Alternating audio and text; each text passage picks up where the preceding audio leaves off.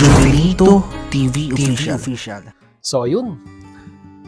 Inyo, what's up mga kabagis? This is Jubilito TV Official at eto na naman pumuli ang isang edisyon ng ating reaction video mga kalingap at kabagis. No? Pero bago po lahat, syempre po, mega love shoutout po muna kay Kuya Val Santos Matubang, kay Ate Edna Vlogs, kay Kalingap Rab, Kalingap Netizens, Kalingap Subscribers, Kalingap Supporters, Kalingap Partners, Kalingap Reactors, Team Bios, Team Karepa, Team Strikers, Team Watchers. Mega love shoutout po sa inyong lahat.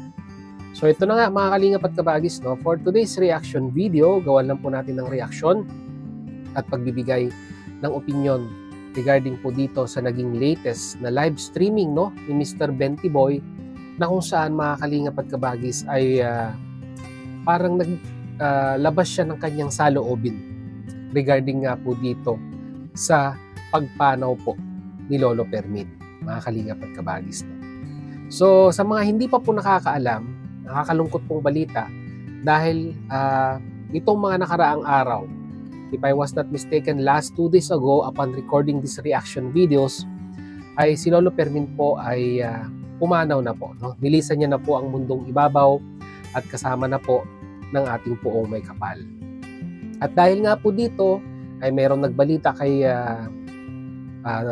Mr. Bentiboy na ito nga pong si Lolo Fermin ay sumakibilang buhay na at bilang isang nangungunang tumutulong, no, dito po sa lolo natin ay pinuntahan niya mga kalingap at kabagis dahil alam naman po natin, no, parte na po ng pagcha-charity or beneficiary na po ni Mr. Bentiboy ito pong si Lolo Fermin. Kasama si Rubilin na pinapasyalan ito pong si Lolo Fermin para po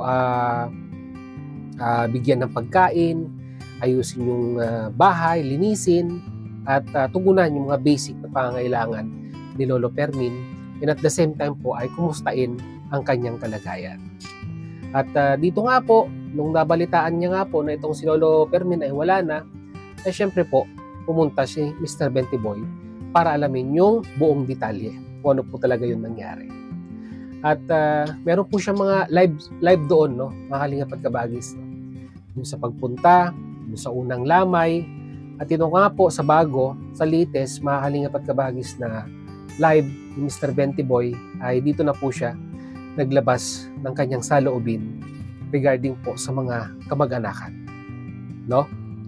Yung simpleng pagbibigay ng mga pagkain na pwedeng ipaabot sa mga bisita ni Mr. Bentiboy ay para nga pong sinasabi niya na parang bakit siya daw po ang parang lumalabas at sinisisi na hindi daw po magpapadala, no, or hindi makakapagpadala yung mga kamag-anakan dahil po sa pagbablog or dahil sa pagpunta ni Mr. Bentiboy. Parang ganun po yung lumalabas, mga kalingap at kabagis, no? So, sa anong kadahilanan, mga kalingap at kabagis? Ano pong issue kung mai-vlog man ni Mr. Bentiboy yung pong pagpanaw ni Lolo Fermin? Ito po, hindi ko naman po sa sinusumbatan yung mga kamag-anak ni Lolo Fermin, pero tignan po natin yung isang side na nagawang kabutihan ni Mr. Bentiboy doon sa matanda. Yung mga kapanahunan na wala po yung mga kamag-anak dyan po sa piling ni Lolo Fermin para makasama siya, para maalagaan si Lolo Fermin, ay pinupunuan po ni Mr. Bentiboy. Siya po yung humahalili, no?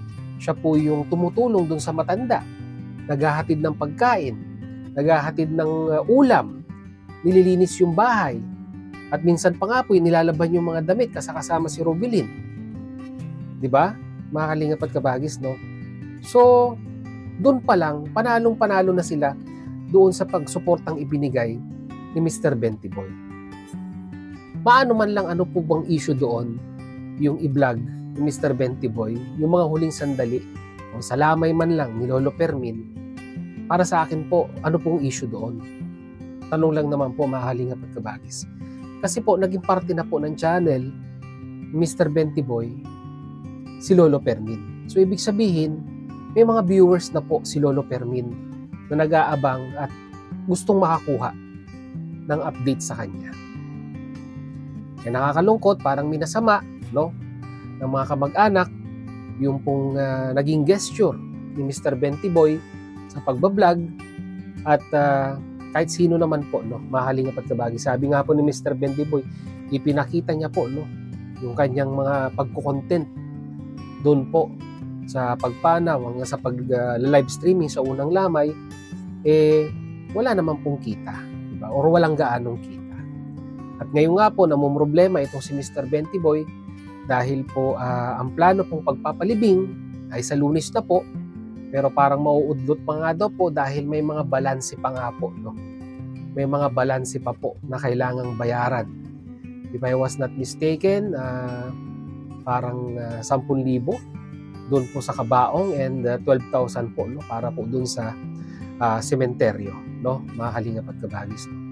At kung sakali mang hindi mabayaran yon, ay kailangan na namang i-extend yung burol, di ba? At sa pag-i-extend ng burol, yung formalin po na itinurok doon sa katawan ni Lolo Fermin ay kailangan dagdagan. At panibagong gastos na naman po yun. Kumbaga parang ang lumalabas ngayon ay talagang na ni Mr. Bendiboy. Obligasyon niya na lahat, no? Yung pong ultimo pagpapalibing at parang pagpapaasikaso dito po sa labi ng yumaong Lolo Fermin, mga kalingap at kabagis. Pero inyo yun, di ba? Ang laki ng naging contribution ni Mr. Bendiboy sa parte ng huling buhay o huling sandali ni Lolo Fermin nung siya pa po ay nabubuhay, ay talagang masasabi po nating hindi nagpabaya ang isang Mr. Bendiboy. At ngayon nga po parang pinakahuling pagtanaw na lang po, no, sa mga magagandang samahan at magagandang alaala ni Mr. Bendiboy at ni Lolo Fermin, bakit parang minamasama pa ng mga kamag-anak yung pong kanyang pagbablog doon po sa kanyang, sabihin na nating, beneficiaries, mga kalingap at kabagis. Maano man lang maging maging memory sa channel ni Mr. Bendiboy. Pero bakit ganon? Kagaya nga na sinabi ko kanina, ay parang lumalabas na maling-mali pa yung ginawa ni Mr. Bendiboy. Hanggang sa akin lang, sa mga kamag-anak, isipin din natin yung kabutihang nagawa ni Mr. Bendiboy doon sa matanda. Sa mga panahon na tayo po, na mga kamag-anak, ay nagkaroon din po ng pagkukulang sa pagtingin doon sa ating kamag-anak. Na ibang tao pa po, na hindi pa po kadugo, ang kumuha ng responsibilidad na yon para alagaan po yung kamag-anak natin. Na hindi na po natin gaanong nabibisita, at hindi na po natin gaanong napapasyalan. Yun lang naman po ang aking opinion dito, mga kalingap at kabagis, at huwag naman din po sanang masamain ng mga kamag-anakan ni Lolo Fermin. Dapat nga ito po yung panahon na tayo po ay magkaisa, no? At sabi nga po nila ay magkasundo para sa ikatatahimik ng kaluluwa ni Lolo Fermin, di ba?